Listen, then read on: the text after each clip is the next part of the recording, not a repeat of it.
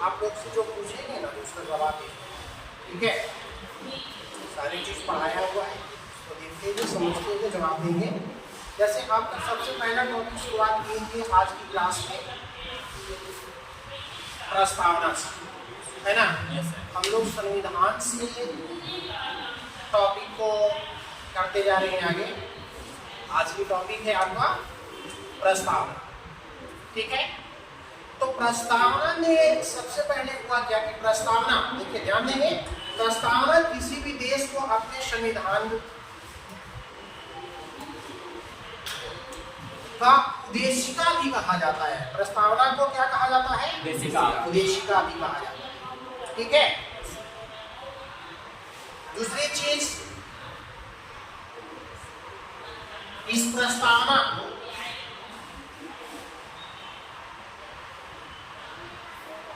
संविधान में जो प्रस्तावना है, ठीक है, उस प्रस्तावना को 3 रूप में और कर सकते हैं। क्या? परिचय, एक परिचय, भूमिका, दूसरा भूमिका और तीसरा दर्शन। दर्शन, ठीक है। परिचय, भूमिका और दर्शन भी कर सकते हैं इस प्रस्तावना को, ठीक है। फिर प्रस्तावना में 3 शब्द को जोड़ा गया।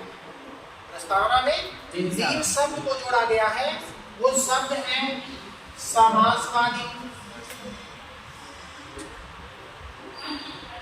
ठीक है, पंथ निरपेक्षता और अखंडता। पंथ निरपेक्षता और अखंडता, ठीक है। इस प्रस्तावना में ये तीनों शब्द समाजवादी, पंथ निरपेक्षता और अखंडता शब्द को जोड़ा गया है। फिर उसके बाद जो हम लोग का अपना भारतीय संविधान है, ठीक है ना, अपनी भारतीय संविधान में प्रस्तावना को हम भारत के लोग से शुरू किया जाता है, ठीक है। यानी कि प्रस्तावना को शुरुआत कैसे करते हैं? हम भारत के लोग से, ठीक है। नेक्स्ट फिर अगला टॉपिक आपको हम बताएंगे गणराज्य के बारे में, ठीक है, गणराज्य के बारे में। ये गणराज्य क्या है? ठीक, तो गणराज्य के अंतर्गत, गणराज्य के अंतर्गत भारत के सर्वोच्च पद, अपना भारत का, इंडिया का सबसे सर्वोच्च पद होता है राष्ट्रपति का, ठीक है। सबसे सर्वोच्च पद होता है राष्ट्रपति का पद। तो ये गणराज्य के अंतर्गत भारत के सर्वोच्च पद वंशानुगत नहीं होता है, ठीक है। ये इसके अंतर्गत ये बनाया गया है कि कोई भी राष्ट्रपति वंशानुगत नहीं होंगे। वंशानुगत कहने का मतलब, ये वंशानुगत कहने का मतलब होता है जो पहले, मान लो कि मुगल काल में हम लोग चलते हैं। मुगल काल में क्या था? जो शासन व्यवस्था था वो खानदानी था। खानदानी कहने का मतलब कि जैसे मेरे दादाजी थे तो अब मेरे पिताजी के बाद हम, इस तरह से। वंशानुगत का मतलब होता है उत्तराधिकारी भी कहते हैं, ठीक है। तो यहाँ पर गणराज्य के अंतर्गत सर्वोच्च पद वंशानुगत नहीं, ठीक है। तो जैसे अभी हम मुगल काल की बात कर रहे थे, मुगल वंश में देखिए नया, ये रहा मुगल वंश,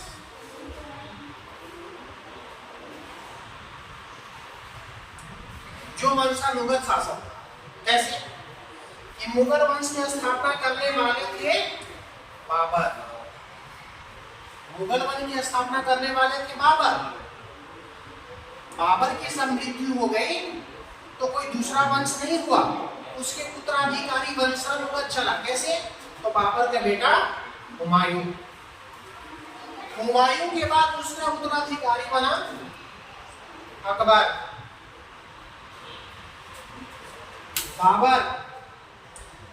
बाबर का बेटा हुमायूं, हुमायूं का बेटा अकबर। ठीक है, अकबर का बेटा जहांगीर, जहांगीर के बाद में शाहजहां, शाहजहां के बाद औरंगजेब। इस तरह से क्या था? खानदानी चला। इस तरह से खानदानी चला, यानी कि सबसे पहले जो अपने पूर्वज थे, अब पूर्वज के बाद उसकी आने वाला पीढ़ी शासन किया। ठीक है, तो ये जो हमारी गणराज्य हम आपको समझा रहे थे, गणराज्य व्यवस्था में क्या होता है कि शासन व्यवस्था यानी कि जो सर्वोच्च पद है, सर्वोच्च पद अपने भारत में अपने संविधान में दिया गया है कि ये वंशानुगत नहीं होता है। ठीक है, बात समझ में आ गई है ना? वंशानुगत नहीं होता है। इसमें होता है कि जो जनता जो प्रतिनिधि चुनेगा वही होगा, है ना? ये हो सकता है कि जैसे मान लो कि एक राष्ट्रपति या प्रधानमंत्री या मुख्यमंत्री, अगर मान लीजिए प्रधानमंत्री का चुनाव हुआ 5 वर्ष के बाद फिर दोबारा वही बने हैं, तो इसका मतलब ये नहीं हो गया कि अपने वंशानुगत के आधार पर, उस आधार पे नहीं हुए हैं, जनता उनको फिर से उनको चुना है। ठीक है, फिर नेक्स्ट आपके टॉपिक है लोकतंत्र। लोकतंत्र, ठीक है ना? तो अपना भारत एक ऐसा देश है जहां पर लोकतांत्रिक शासन व्यवस्था है। लोकतंत्र का मतलब क्या होता है? ये जो है लोकतंत्र, लोकतंत्र, ठीक? तो लोकतंत्र एक छोटी सी शब्द है बाबू, लोकतंत्र एक छोटी शब्द है, लेकिन ये पूरी देश के शासन व्यवस्था को चलाता है। कैसे? कि जैसे लोकतंत्र का अगर डिफाइन करते हैं तो लोकतंत्र एक ऐसा शासन है, ठीक है, इसको गौर से समझिएगा, है तो छोटी शब्द लोकतंत्र, लेकिन इसका मतलब कितना अच्छा है। लोकतंत्र एक ऐसी शासन व्यवस्था है जिसमें जनता स्वयं भाग लेता है। ठीक है, लोकतंत्र एक ऐसी शासन है जो जनता के लिए और जनता द्वारा चुना गया प्रतिनिधि कार्य करता है। मतलब लोकतंत्र में जनता भाग लेता है, जनता स्वतंत्र है। ठीक है, जनता जिसको चाहेगी, है ना, जिसका मत देगा, वोट देगा। मत यानी कि वोटिंग जो होता है, वोट देना। ठीक है, जनता जिसको वोट देगी, जनता जिसको चाहेगा उसको अपना प्रतिनिधि बना देगा, है ना? तो ये व्यवस्था किसमें है? लोकतंत्र में। ठीक है, अब जो ये जो लोकतंत्र है वो लोकतंत्र दो तरह से, लोकतांत्रिक व्यवस्था जो होता है वो दो तरह से होता है। एक प्रत्यक्ष, एक प्रत्यक्ष लोकतंत्र, और दूसरा होता है अप्रत्यक्ष लोकतंत्र। ठीक है, प्रत्यक्ष लोकतंत्र और दूसरा अप्रत्यक्ष लोकतंत्र। दोनों में डिफरेंट क्या है? दोनों तो लोकतंत्र का ही हिस्सा है, लेकिन प्रत्यक्ष लोकतंत्र में क्या होता है कि इसका संचालन, प्रत्यक्ष लोकतंत्र में संचालन जनता स्वयं करता है। ठीक है, अप्रत्यक्ष लोकतंत्र में जनता की भागीदारी होता है। जैसे भागीदारी हुआ ना, जनता ने चाहा, जब वोटिंग पड़ा, वोट अपना मत दिया, मत अधिकार है ना सब लोगों का, अपना मत दिया, अपनी कोई भी प्रतिनिधि को चुन लिया, तो जिस प्रतिनिधि को चुना है वही ना उसका संचालन कर रहे हैं। लेकिन प्रत्यक्ष लोकतंत्र में संचालन खुद जनता करता है और अप्रत्यक्ष में संचालन जनता के द्वारा चुना गया प्रतिनिधि कार्य करता है।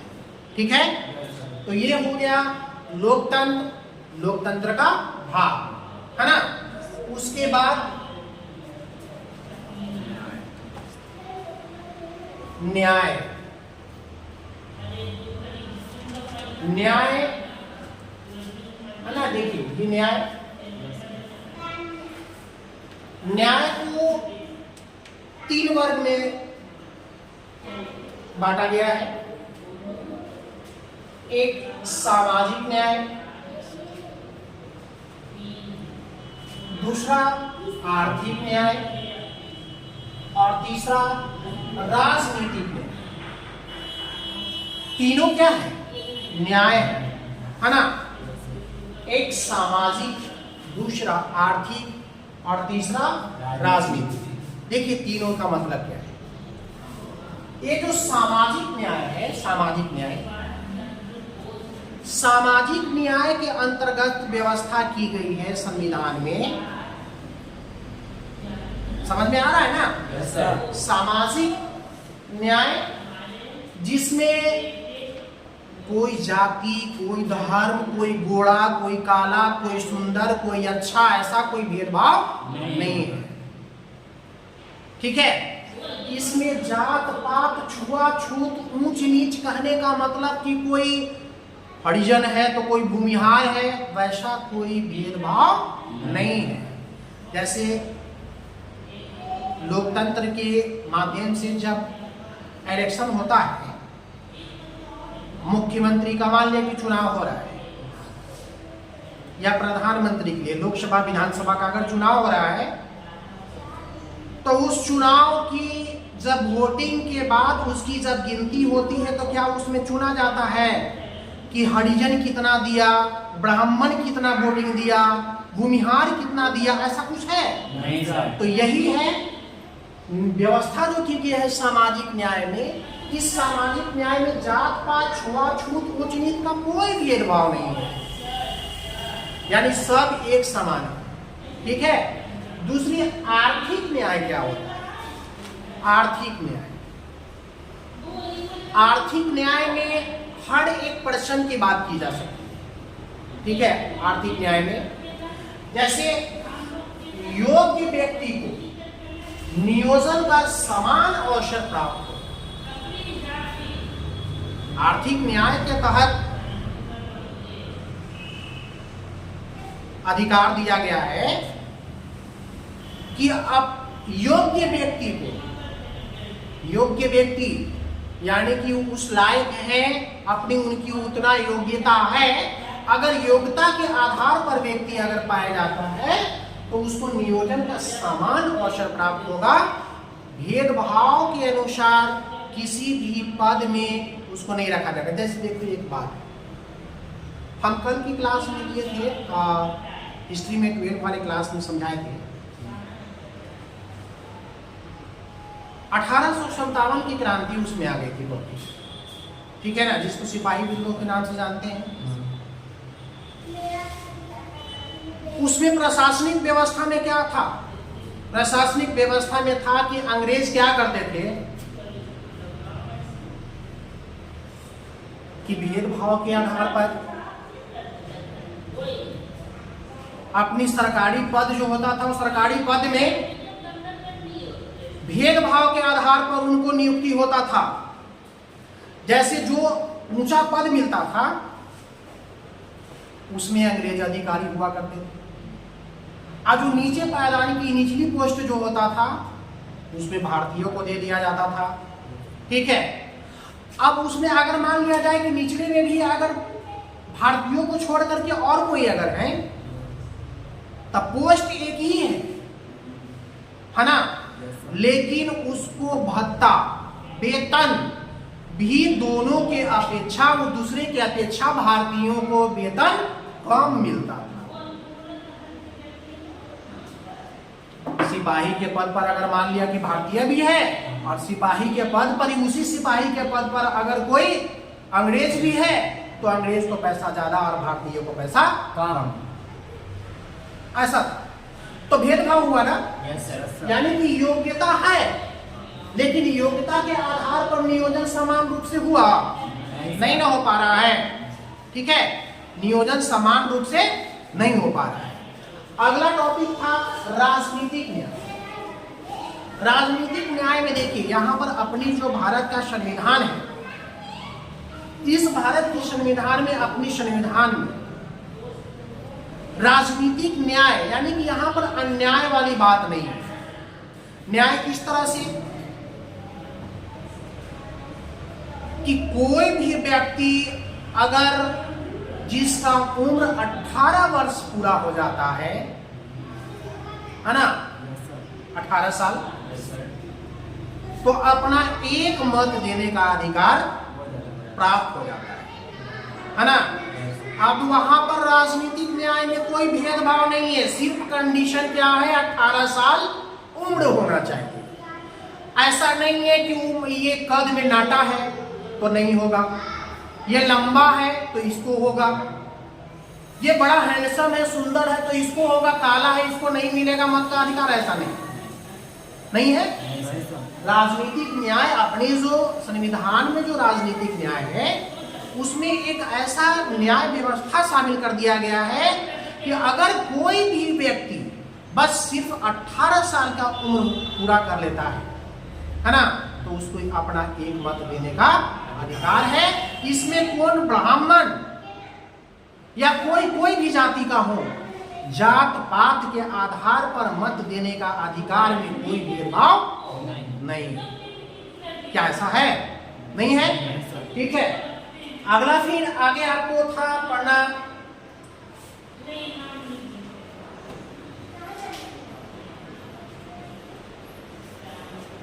इस संविधान में जो न्याय व्यवस्था है, ठीक है, उसमें 3 शब्द को और जोड़ा हुआ है।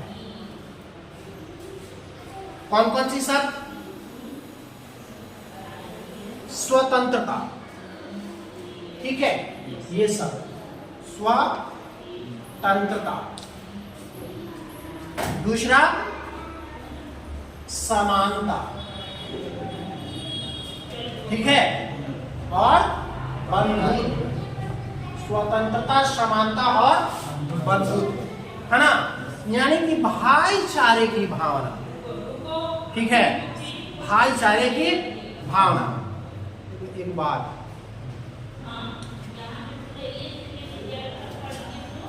भाषा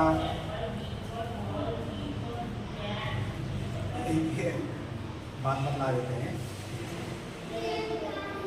अगर मान लो कोई व्यक्ति है शादीशुदा, ठीक है, कोई नौजवान है जो अनमैरिड नहीं, मैरिड, शादीशुदा, ठीक है। शादीशुदा व्यक्ति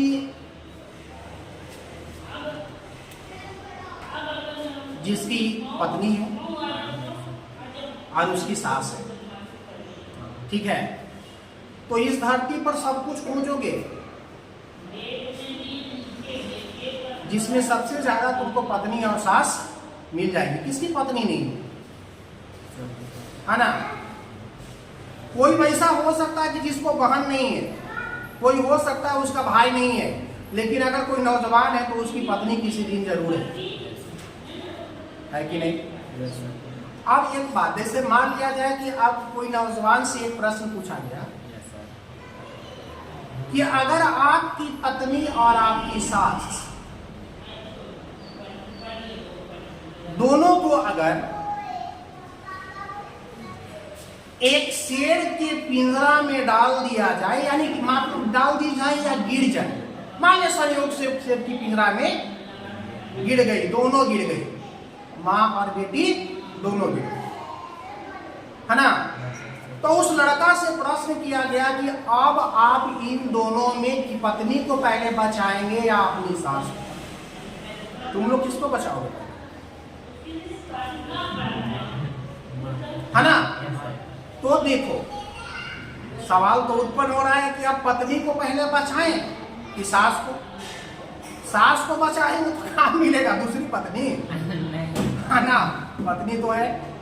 लेकिन उस नौजवान ने क्या बोला कि हम ना तो पत्नी को बचाएंगे और ना सास को, कि ये दोनों तो खुद शेरनी है और यहाँ शेर तो एक है, हम सबसे पहले अपने शेर को बचाएंगे, क्योंकि अपने देश में शेर की संख्या ही कहाँ है।